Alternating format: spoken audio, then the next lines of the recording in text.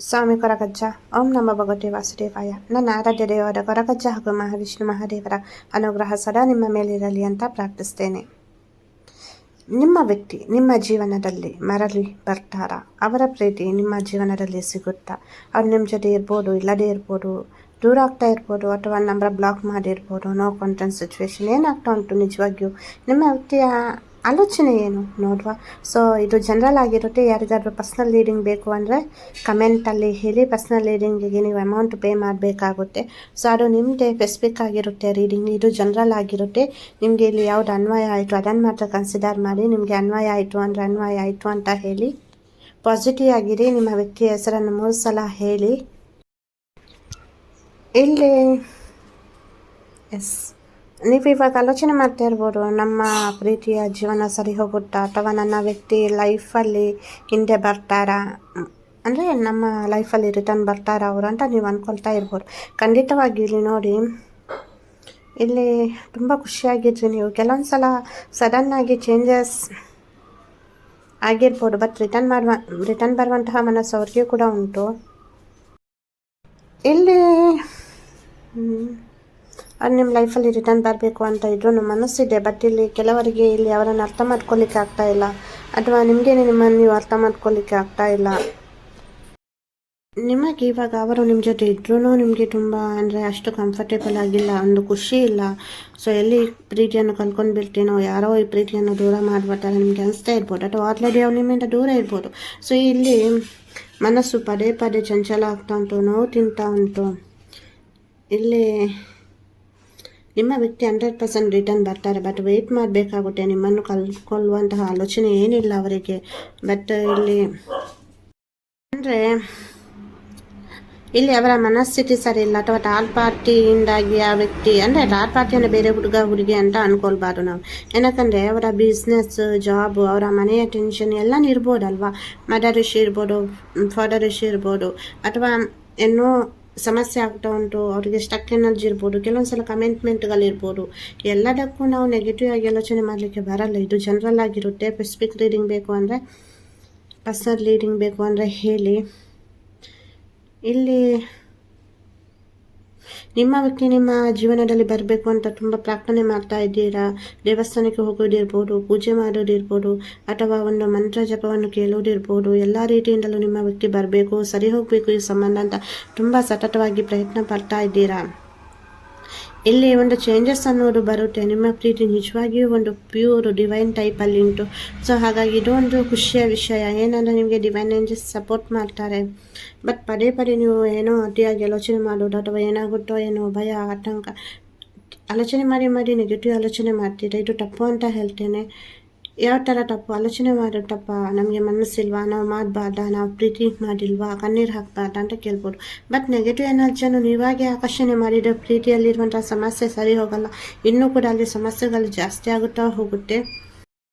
ಎಲ್ಲಿ ಅಂದರೆ ನೀವು ನಿಮ್ಮ ಪ್ರೀತಿಯ ಬಗ್ಗೆ ತುಂಬ ನೋವು ಅನುಭವಿಸ್ತಾ ಇದ್ದೀರಾ, ಅಥವಾ ಅತಿಯಾಗಿ ಆಲೋಚನೆ ಮಾಡೋದಿರ್ಬೋದು, ನಂಬರ್ ಬ್ಲಾಕ್ ಮಾಡಿರ್ಬೋದು ಅವರು, ಅಥವಾ ಜೊತೆಗೆ ಇದ್ರೂ ನೀವು ಕೂಡ ಇಲ್ಲಿ ಕರೆಕ್ಟಾಗಿ ಡಿಸಿಷನ್ ತಗೊಂಡಿಲ್ಲ. ಅವರು ಇರುವಾಗ ನಿಮಗೂ ಅದು ಈ ಥರ ಒಂದು ಸಿಚುವೇಶನ್ ಬರುತ್ತೆ ಅಂತ ಗೊತ್ತಾಗಿಲ್ಲ, ಹೌದಾ ಅಲ್ವಾ? ಇವಾಗ ಬ್ರೇಕಪ್ ಆಯಿತು, ಅಥವಾ ಅವರು ಸರಿಯಾಗಿ ಮಾತನಾಡ್ತಾ ಇಲ್ಲ, ರೆಸ್ಪಾನ್ಸ್ ಮಾಡ್ತಾ ಇಲ್ಲ. ಇರುವಾಗವೇ ಉಳಿಸ್ಕೊಳ್ಳಿಕ್ಕೆ ಪ್ರಯತ್ನ ಮಾಡಬೇಕು. ಮ್ಯಾಕ್ಸಿಮಮ್ ಆಗಿ ನಾವು ಪ್ರೀತಿಯ ವಿಷಯದಲ್ಲಿ ಇರ್ಬೋದು, ಅಥವಾ ಯಾವುದೇ ಒಂದು ರಿಲೇಷನ್ಶಿಪ್ಪಲ್ಲಿ. ಕೆಲವರಿಗೆ ಏನಂದರೆ ಪ್ರೀತಿ ಮಾಡಿರ್ತೀರಾ, ಕರೆಕ್ಟಾಗಿ ಅವ್ರ ಜೊತೆ ಒಂದು ಕಷ್ಟ ಸುಖ ಹಂಚ್ಕೊಳ್ಳೋದಿರ್ಬೋದು, ಅಥವಾ ಅವ್ರ ಜೊತೆ ಅವರದ್ದೇನು ಕಷ್ಟ ಸುಖ ಅಂತ ಕೇಳೋದಿರ್ಬೋದು. ಅದು ಯಾವುದೂ ಇರಲ್ಲ, ಅಫಿಷಿಯಲ್ ಆಗಿ ಎಲ್ಲವನ್ನು ನೋಡೋದಲ್ಲ. ಪ್ರೀತಿ ಅಂದರೆ ಅದೊಂದು ಪವಿತ್ರವಾದಂತಹ ಬಂಧನ. ಸೊ ಹಾಗಾಗಿ ಇಲ್ಲಿ ಆದಷ್ಟು ನೀವು ಎಷ್ಟು ಪ್ರೀತಿಯನ್ನು ಆ ವ್ಯಕ್ತಿಗೆ ಕೊಡ್ತೀರಾ, ಎಷ್ಟು ಕೇರ್ ಮಾಡ್ತೀರಾ. ಸೊ ಇವನ್ ಇವಾಗ ಮ್ಯಾರೇಜ್ ಆಗಿರ್ಬೋದು, ಅಥವಾ ಪ್ರೀತಿ ಮಾಡ್ತಾ ಇರ್ಬೋದು, ಅದು ನಿಮಗೆ ರಿಟರ್ನ್ ಸಿಗುತ್ತೆ. ಅವರು ಎಷ್ಟೇ ಕೋಪ ಇದ್ರೂ, ಒಬ್ಬ ವ್ಯಕ್ತಿ ಎಷ್ಟೇ ಕಠೋರವಾದಂತಹ ಮನಸ್ಸಿನವರಾಗಿದ್ರೂ ಪ್ರೀತಿಗೆ ಒಬ್ಬ ವ್ಯಕ್ತಿಯನ್ನು, ಹುಡುಗ ಅಥವಾ ಹುಡುಗಿಯನ್ನು ಬದಲಾಯಿಸುವಂಥ ಶಕ್ತಿ ಇರುತ್ತೆ. ಸೊ ಇದನ್ನು ಫಸ್ಟ್ ಅರ್ಥ ಮಾಡ್ಕೊಳ್ಬೇಕು. ಒತ್ತಾಸಿ ಮಾತನಾಡೋದಲ್ಲ, ಈಗೋ ತೋರಿಸೋದಲ್ಲ, ಹಠ ಮಾಡೋದಲ್ಲ. ಓಕೆ, ನಿಮ್ಮ ಮನಸ್ಸು ಇವಾಗ ನೋಡಿ ಏನು ಮಾಡ್ತಾ ಇದ್ದೀರಾ? ಮನಸ್ಸನ್ನು ದುಃಖ ಪಡ್ತಾ ಇದ್ದೀರಾ. ಎಲ್ಲಿ ಹೋದ್ರೂ ಖುಷಿ ಇಲ್ಲ, ಅಯ್ಯೋ ನನ್ನ ಹುಡುಗ ಇಲ್ಲ, ನನ್ನ ಹುಡುಗಿ ಇಲ್ಲ. ಸೊ ಇಂಥ ಎಲ್ಲ ಸಮಸ್ಯೆಗಳು ನೆಕ್ಸ್ಟ್ ಫ್ಯೂಚರಲ್ಲಿ ರಿಪೀಟ್ ಆಗಬಾರ್ದು. ಹಾಗಾಗಿ ನಾನು ನಿಮ್ಮ ವ್ಯಕ್ತಿ ರಿಟರ್ನ್ ಬರಲಿ ಅಂತ ನಾನು ಕೂಡ ನನ್ನ ಪ್ರಾರ್ಥನೆ ಸಮಯದಲ್ಲಿ ನಿಮಗೋಸ್ಕರ ಪ್ರಾರ್ಥನೆ ಮಾಡ್ತೇನೆ. ಹಾಗೆಯೇ ಏನಾದರೂ ಕ್ವಶನ್ ಇದ್ದರೆ ಕಮೆಂಟಲ್ಲಿ ಹೇಳಿ, ಯಾವ ವಿಷಯಕ್ಕೆ ಪ್ರಾರ್ಥನೆ ಮಾಡಬೇಕು ಅಂತ. ಇಲ್ಲಿ ಖಂಡಿತವಾಗಿಯೂ ಒಂದು ಚೇಂಜಸ್ ಅನ್ನೋದು ಬರುತ್ತೆ, ಬದಲಾವಣೆ ಅನ್ನೋದನ್ನು ನೀವು ನಿರೀಕ್ಷೆ ಮಾಡ್ಬೋದು. ಏನೋ ಒಂದು ಆಗಿದ್ರು ಅದಕ್ಕೆ ಒಂದು ಕ್ಷಮೆ ಕೊಟ್ಬಿಡಿ. ಸೊ ನೆಗೆಟಿವ್ ಆಗಿ ಆಲೋಚನೆ ಮಾಡೋದನ್ನು ಕಡಿಮೆ ಮಾಡಿ, ನಿಮ್ಮನ್ನು ನೀವು ಪ್ರೀತಿಸಿ, ನಿಮ್ಮ ಪ್ರೀತಿಯನ್ನು ನೀವು ಪ್ರೀತಿಸಿ, ನಿಮ್ಮನ್ನು ನೀವು ಹೀಲ್ ಮಾಡಿಕೊಳ್ಳಿ. ಸೊ ಅವರದ್ದು ತಪ್ಪು ಇವರದ್ದು ತಪ್ಪು ಅನ್ನೋ ವಿವಾದಗಳು ಬೇಡ. ತಪ್ಪು ಯಾರದ್ದೇ ಆಗಿರ್ಬೋದು, ವ್ಯಕ್ತಿ ಮುಖ್ಯ ಆದರೆ ಅವರು ಮಾಡಿದಂತಹ ತಪ್ಪು, ಮನಸ್ಸಿಗೆ ಕೊಟ್ಟಂತಹ ನೋವನ್ನು ಮರೆತು ಬಿಡಬೇಕಾಗುತ್ತೆ. ನೀವು ಇಲ್ಲ ನನಗೆ ವ್ಯಕ್ತಿ ಮುಖ್ಯ ಅಲ್ಲ, ನನಗೆ ಆ ನೋವೇ ಮುಖ್ಯ, ಅವ್ರು ನಂಗೆ ಹಿಂಗೆ ಹೇಳಿದ್ರು ಹಾಗೆ ಹೇಳಿದ್ರು, ಓಕೆ ಹಾಗಾದರೆ ವ್ಯಕ್ತಿಯನ್ನು ಮರೆತು ಬಿಡಬೇಕಾಗುತ್ತೆ. ಹಾಗಾಗಿ ಕರೆಕ್ಟಾಗಿ ಆಲೋಚನೆ ಮಾಡಬೇಕು. ಏನಕ್ಕೆ ಹೇಳ್ತಾ ಇದ್ದೇನೆ ಅಂದರೆ ಲೈಫಲ್ಲಿ ತುಂಬ ಸೀರಿಯಸ್ ಆಗಿರೋದು ಕೂಡ ತುಂಬ ಮುಖ್ಯ. ಯಾವ ಟೈಮ್ನಲ್ಲಿ ಯಾವ ಥರ ಇರಬೇಕು ಅದನ್ನೊಂದು ಸ್ವಲ್ಪ ಆಲೋಚನೆ ಮಾಡಬೇಕು. ಇಲ್ಲಿ ಅಂದರೆ ಎನರ್ಜಿ ಈ ಥರ ಕಾಣಿಸ್ತಾ ಉಂಟು, ಅದಕ್ಕೋಸ್ಕರ ಹೇಳ್ತಾ ಇದ್ದೇನೆ. ಇಲ್ಲಿ ನೀವು ಮದುವೆ ಆಗಿದ್ರೂ ಕೆಲವರು ದೂರ ಆಗಿರ್ಬೋದು, ಅಥವಾ ಇಲ್ಲಿ ಪ್ರೀತಿ ಅನ್ನೋದು ಇದ್ರೂ ಆ ವ್ಯಕ್ತಿಯ ಮನಸ್ಸಿನಲ್ಲಿ ಕೆಲವೊಂದು ಪ್ರಶ್ನೆಗಳು ಕಾಡ್ತಾ ಇರ್ಬೋದು, ಹಾಗಾಗಿ ಅವರು ಡಿಲೇ ಮಾಡ್ತಾ ಇರ್ಬೋದು. ಅಥವಾ ನೀವೇನು ಅವರಿಗೆ ರೆಸ್ಪಾನ್ಸ್ ಮಾಡಿದ್ದೀರಿ ಕರೆಕ್ಟಾಗಿ ಮಾಡಿಲ್ಲ, ಅಥವಾ ಅವರು ಏನೇ ಒಂದು ಕ್ವಶನ್ ಕೇಳಿರಬಹುದು ನಿಮ್ಮ ಬಗ್ಗೆ, ನಿಮ್ಮ ಮ್ಯಾರೇಜ್ ಅಥವಾ ಎಂಗೇಜ್ಮೆಂಟ್ ಬಗ್ಗೆ, ಮನೆಯಲ್ಲಿ ಮಾತನಾಡೋದ್ರ ಬಗ್ಗೆ. ಸೊ ಅದರ ಬಗ್ಗೆ ನೀವು ಆಲೋಚನೆ ಮಾಡಿಲ್ಲ, ಕೇಳಿದ್ರೆ ಆಯಿತು ಹೋದರೆ ಆಯಿತು. ಸೊ ನೀವಿಲ್ಲಿ ರಿಸ್ಕ್ ತಗೊಳ್ಳಿಕ್ಕೆ ರೆಡಿ ಇಲ್ಲ, ಏನು ಹೇಳ್ತೀರಾ? ಹೌದಾ ಅಲ್ವಾ? ರಿಸ್ಕ್ ತಗೊಳ್ಳಿಕ್ಕೆ ರೆಡಿ ಇಲ್ಲ. ನಿಮಗೆ ನಿಮಗೆ ಎಲ್ಲಿಯೂ ಕೂಡ ಸ್ಮೂತಾಗಿ ಆಗಬೇಕು, ಅದು ಮಿರಕಲ್ ಥರ ಆಗಬೇಕು, ಆ ಥರ ಅಂದ್ಕೊಳ್ತಾ ಇದ್ದೀರಾ. ಕೆಲವೊಂದು ಸಮಯ ಸಂದರ್ಭ ಆ ಥರ ಇರಲ್ಲ. ನೀವು ರಿಸ್ಕ್ ತಗೊಂಡು ಕೇಳಲೇಬೇಕಾಗುತ್ತೆ, ನಿಮ್ಮ ಹುಡುಗನ ಜೊತೆ ಅಥವಾ ಹುಡುಗಿ ಜೊತೆ ಅಥವಾ ನಿಮ್ಮ ಮನೆಯವರ ಜೊತೆ. ಆ ನಂತರ ಮುಂದಿನ ನಿರ್ಧಾರವನ್ನು ನೀವು ತಗೊಳ್ಬೇಕಾಗುತ್ತೆ.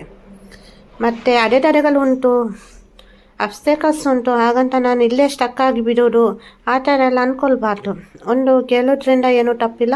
ಸಮಯ ಸಂದರ್ಭ ನೋಡ್ಕೊಂಡು ಎಲ್ಲವನ್ನು ನೀವು ಇದು ಮಾಡಬೇಕಾಗುತ್ತೆ, ಅನುಸರಿಸ್ಕೊಂಡು ಹೋಗಬೇಕಾಗುತ್ತೆ. ಕೆಲವೊಂದು ಸಲ ನಿಮಗೆ ತುಂಬ ಡೌಟ್ ಬರುತ್ತೆ, ಏನೇನೋ ಆಲೋಚನೆ ಮಾಡ್ತೀರಾ, ನಿಮ್ಮ ವ್ಯಕ್ತಿಯ ಮೇಲೂ ನೀವು ಆಲೋಚನೆ ಮಾಡ್ತೀರಾ. ತಾಳ್ಮೆಯಿಂದ ಇರಿ, ಆದಷ್ಟು ಖುಷಿಯಿಂದ ಇರಿ. ಸೊ ಆಲೋಚನೆಗಳನ್ನು ಮಾಡಿ, ಬಟ್ ನೆಗೆಟಿವ್ ಆಲೋಚನೆ ಬೇಡ, ಟೆನ್ಷನ್ ಮಾಡಬೇಡಿ. ದೇವರನ್ನು ಪ್ರಾರ್ಥಿಸಿ. ವೆರಿ ಸೂನ್ ಒಂದು ಪಾಸಿಟಿವ್ ಚೇಂಜ್ ಅನ್ನೋದು ಬರುತ್ತೆ ನಿಮ್ಮ ವ್ಯಕ್ತಿಗೆ. ನಿಮ್ಮ ಪ್ರೀತಿ ಏನು ಅನ್ನೋದು, ಈ ರಿಲೇಷನ್ಶಿಪ್ನ ಅಂದರೆ ಇದು ಇಂಪಾರ್ಟೆನ್ಸ್ ಏನು ಅನ್ನೋದು ಅವರಿಗೆ ಗೊತ್ತಾಗುತ್ತೆ. ಹಾಗಾಗಿ ನೀವು ಏನು ಒಂದು ದಿನಕ್ಕೋಸ್ಕರ ಕಾಯ್ತಾ ಇದ್ದೀರಾ, ನಿಮ್ಮ ವ್ಯಕ್ತಿ ನಿಮ್ಮ ಲೈಫಲ್ಲಿ ಬರಬೇಕು, ಅಥವಾ ಅವನನ್ನು ಅರ್ಥ ಮಾಡಿಕೊಂಡು ನನಗೆ ಪ್ರೀತಿಯನ್ನು ಕೊಟ್ಟು ನನ್ನ ಮಾತನ್ನು ಕೇಳಿ, ಸೊ ನಾವಿಬ್ಬರು ಅನ್ಯೋನ್ಯವಾಗಿ ಇರಬೇಕು ಅಂತ ಏನು ಬಯಸ್ತಾ ಇದ್ದೀರಾ, ಎಲ್ಲನೂ ಆಗುತ್ತೆ. ಹಾಗೆಯೇ ಪಾಸಿಟಿವ್ ಆಗಿರಿ, ಸಕಾರಾತ್ಮಕ ಮನೋಭಾವನೆಯಿಂದಲೇ ನೆಗೆಟಿವ್ ಆಲೋಚನೆಯನ್ನು ಮಾಡಲಿಕ್ಕೆ ಹೋಗಬೇಡಿ. ಏನೇ ಒಂದು ವಿಷಯ ಇದ್ರೂ ನನ್ನ ಜೊತೆ ಶೇರ್ ಮಾಡಿ, ನಿಮ್ಮ ಸ್ವಂತ ಅಕ್ಕ ಅಂತ ತಿಳ್ಕೊಳ್ಳಿ, ಯಾವುದಕ್ಕೂ ಹೆಸಿಟೇಟ್ ಮಾಡಬೇಡಿ. ಯಾರಿಗಾದರೂ ಜಾಯಿನ್ ಆಗಲಿಕ್ಕಿದ್ರೆ ಜಾಯಿನ್ ಆಗಿ. ಸೊ ಅಲ್ಲಿ ಕೆಲವೊಂದು ಮಂತ್ರಗಳನ್ನು ಹೇಳಿಕೊಟ್ಟಿದ್ದೇನೆ, ಕೆಲವೊಂದು ತಂತ್ರಗಳನ್ನೇ ಹೇಳಿಕೊಟ್ಟಿದ್ದೇನೆ ನಿಮಗೆ. ಅಲ್ಲಿ ಸ್ಪೆಸಿಫಿಕ್ ಆಗಿ ಕೆಲವೊಂದು ವಿಷಯಗಳನ್ನು ಹೇಳಿಕೊಟ್ಟಿದ್ದೇನೆ. ಸೊ ಪರ್ಸ್ನಲ್ ರೀಡಿಂಗ್ ಬೇಕು ಅಂದರೆ ನೀವು ಕಮೆಂಟಲ್ಲಿ ಹೇಳಿ, ಅದಕ್ಕೆ ಪೇ ಮಾಡಬೇಕಾಗುತ್ತೆ, ಅದು ನಿಮ್ಮದೇ ರೀಡಿಂಗ್ ಆಗಿರುತ್ತೆ. ಸಬ್ಸ್ಕ್ರೈಬರ್ ಪಕ್ಕದಲ್ಲಿ ಜಾಯಿನ್ ಬಟನ್ ಉಂಟು, ಅಲ್ಲಿ ಕೆಲವೊಂದು ಮಂತ್ರಗಳನ್ನು ಡೈಲಿ ಕೇಳುವಂಥದ್ದು, ನಿಮ್ಮ ಜೀವನದಲ್ಲಿ ಕೆಲವೊಂದು ಸಮಸ್ಯೆ ರಿಲೇಟೆಡ್ ಆಗಿ, ಅಥವಾ ನಿಮಗೆ ಕೆಲವೊಂದು ಮಂತ್ರ ಜಪ ಬೇಕು ಅಂದರೆ ಅಲ್ಲಿ ಕೂಡ ನೀವು ನನ್ನ ಜೊತೆ ಹೇಳ್ಬೋದು, ಜಾಯಿನ್ ಆಗಿ. ಸೊ ನಿಮ್ಮ ಪರವಾಗಿ ಪ್ರಾರ್ಥನೆ ಮಾಡಿಬಿಟ್ಟು ಜಪ ಮಾಡಿಬಿಟ್ಟು ನಾನು ಅಪ್ಲೋಡ್ ಮಾಡ್ತೇನೆ. ಸೊ ಅದನ್ನು ಒಂದು 21 ದಿವಸ 41 ದಿವಸ ಅಥವಾ 3 ತಿಂಗಳು ಎಂಥದ್ದೇ ಒಂದು ಸಮಸ್ಯೆ ಇರ್ಬೋದು, ಕೋರ್ಟಿನಲ್ಲಿ ಇರುವಂತಹ ಕೇಸ್ ಇರ್ಬೋದು, ಹಣಕಾಸಿಗೆ ಸಂಬಂಧಿಸಿದ್ದು, ಮನೆ ಕಟ್ಟಲಿಕ್ಕೆ ಹೊರಟಿದ್ದೀರಾ ಅದು ಆಗ್ತಾ ಇಲ್ಲ, ಮದುವೆ ಆಗ್ತಾ ಇಲ್ಲ, ಅಥವಾ ನಿಮ್ಮ ವ್ಯಕ್ತಿ ನಿಮ್ಮನ್ನು ಅರ್ಥ ಮಾಡ್ಕೊಳ್ತಾ ಇಲ್ಲ, ಮಕ್ಕಳು ಹೇಳಿದ ಮಾತು ಕೇಳ್ತಾ ಇಲ್ಲ, ಗಂಡ ಹೇಳಿದ ಮಾತು ಕೇಳ್ತಾ ಇಲ್ಲ, ಹೆಂಡತಿ ಹೇಳಿದ ಮಾತು ಕೇಳ್ತಾ ಇಲ್ಲ, ಸಮಸ್ಯೆ ಆಗ್ತಾ ಉಂಟು, ಜೀವನದಲ್ಲಿ ನೆಮ್ಮದಿ ಇಲ್ಲ, ಎಂಥದ್ದೇ ಒಂದು ವಿಷಯ ಇದನ್ನು ನೀವು ನನ್ನ ಜೊತೆ ಶೇರ್ ಮಾಡ್ಬೋದು. ನಾನು ಮೊದಲೇ ಹೇಳಿದಾಗೆ ನಿಮ್ಮ ಸ್ವಂತ ಅಕ್ಕ ಅಂತ ತಿಳ್ಕೊಳ್ಳಿ. ಯಾವ ಥರ ಇವ್ರ ಜೊತೆ ನಾವು ಶೇರ್ ಮಾಡೋದಂತ ಹೆಸಿಟೇಟ್ ಮಾಡಬೇಡಿ, ಫ್ರೀ ಆಗಿರಿ. ಎಲ್ಲರಿಗೂ ಒಳ್ಳೆಯದಾಗಲಿ. ವಿಡಿಯೋ ಇಷ್ಟ ಆದರೆ ಲೈಕ್ ಮಾಡಿ, ಶೇರ್ ಮಾಡಿ. ನನ್ನ ಆರಾಧ್ಯ ದೇವರ ಕೊರಗಜ ಹಾಗೂ ಮಹಾವಿಷ್ಣು ಮಹಾದೇವರ ಅನುಗ್ರಹ ಸದಾ ನಿಮ್ಮ ಮೇಲೆ ಇರಲಿ ಅಂತ ಪ್ರಾರ್ಥಿಸ್ತೇನೆ. ಪರ್ಸನಲ್ ಪ್ರಾರ್ಥನೆ ಇದ್ದರೆ ಹೇಳಿ ಕಮೆಂಟಲ್ಲಿ. ಎಲ್ಲರಿಗೂ ಒಳ್ಳೆಯದಾಗಲಿ. ವಿಡಿಯೋ ನೋಡಿದ್ದಕ್ಕಾಗಿ ಧನ್ಯವಾದಗಳು. ಖುಷಿಯಾಗಿರಿ.